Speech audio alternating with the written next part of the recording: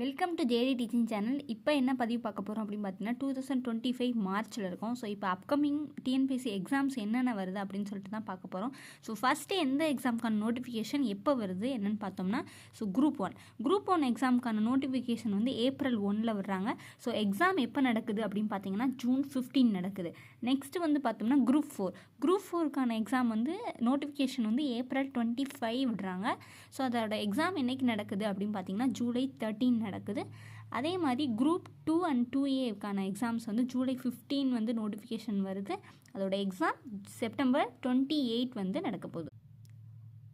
So exam படிக்கிறவங்க கண்டினியூவாக படிங்க. கண்டிப்பாக அந்த தடவை அடிக்கணும் அப்படின்னு நினச்சி படிங்க.